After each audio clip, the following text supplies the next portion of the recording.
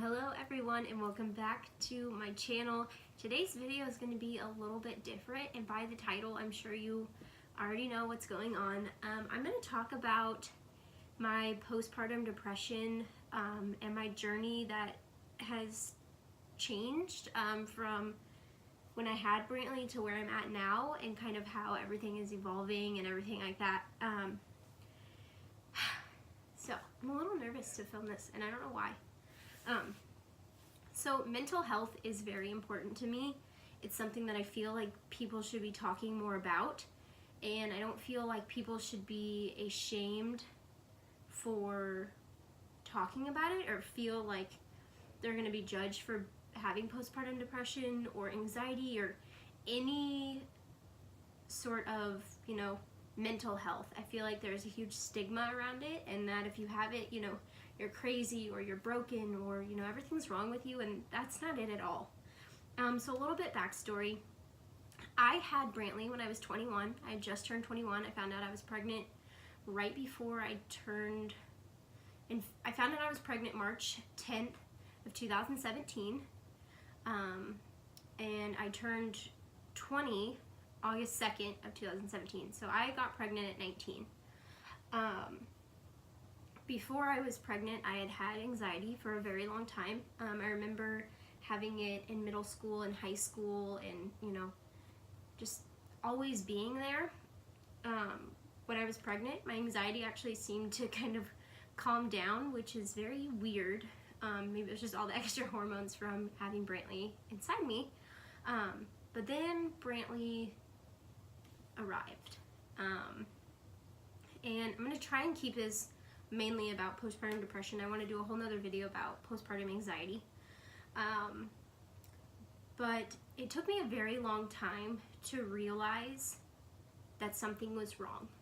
In media and social media and movies and TV shows, whenever you see someone being diagnosed with postpartum depression, they want to hurt their baby. They don't want their baby, they have thoughts about killing their baby or smuggling their baby or, anything like that, and it wasn't like that for me. So it took me a long time to realize that something was wrong. It was probably Brantley was probably 4 months old before I realized that I needed to talk to somebody. For me, postpartum depression was I didn't want to get out of bed. I didn't want to go anywhere. I didn't want to do the dishes. I didn't want to clean my house. I didn't want to do my laundry or anything like that. And it was because I felt like I needed to spend all my time with Brantley. Some of you may know that we did have a dog. We got him January of 2017, so right before I became pregnant. And we had the dog our entire pregnancy. He was a mama's boy so much. But when Brantley got here, Caleb had started his new job. We had this whole new journey of, him being a tow truck driver and, being gone so much and going on out of town runs and doing all these things. And we were trying to figure out, how to be parents. And it was hard. And I didn't give the dog the attention that he needed. Ultimately, we did find him a new home, and which was very, very hard for me. We always thought about, our dog growing up with Brantley and, Brantley having this dog and, being man's best friend and growing up and everything like that, and it just wasn't the case for me. My mental health kind of took over my body, and I didn't feel like me. I felt like a mom, and I felt like I was doing all this stuff that I was supposed to be doing. I was nursing, and I was, making sure, he was eating enough and his diapers were, what it needed to be. And, he had all this stuff on top of, having his reflux issues and trying to figure out why wasn't he gaining weight, all this stuff. And ultimately, I had to kind of come to a realization that I wasn't going to be able to care for this dog if I couldn't take care of myself. Brantley has never been hurt. Brantley has never been in a situation where I felt like I couldn't take care of him or anything like that. It wasn't anything like that. It was more of, we would shower, or I would shower because I was bored. Not necessarily bored, it was just like, I was like, I don't really have anything else to do, I'm just going to stand in the shower. And to this day, I still do that. Postpartum depression, it's always going to be a part of my life. I have days and I have weeks where I'm great. Everything is perfectly fine. I have all this energy and all this motivation and everything like that. And then I just hit this wall. And I don't want to do anything. My laundry gets piled up, and it's not because, I don't want to do laundry. Nobody wants to do laundry. But it's because I literally feel like I physically can't do it. He was working 14-hour days, giving me the opportunity to stay home and to do this, and to be a stay-at-home mom, because I know there's so many people out there, maybe it's you that's like, man, I wish I could stay home. And I want to do a whole nother video on what it's really like to be a stay-at-home mom, because it was not at all what I expected it to be. But I just feel like more people need to be talking about postpartum depression, because it's different for everyone. My mental health and everything, we've talked about having more kids. So, we want more, after we get married, like, do we want to try and have another? Like, do all these things, like, we have all these plans. But I'm terrified that my postpartum depression is going to come back, and it's going to be worse the next time. I may not even have it. It's so different. Every pregnancy is different. Every person is different. For you, it may be like you don't wash your hair, you don't shower, you aren't eating the right meals that you need to be doing. You're not taking care of yourself.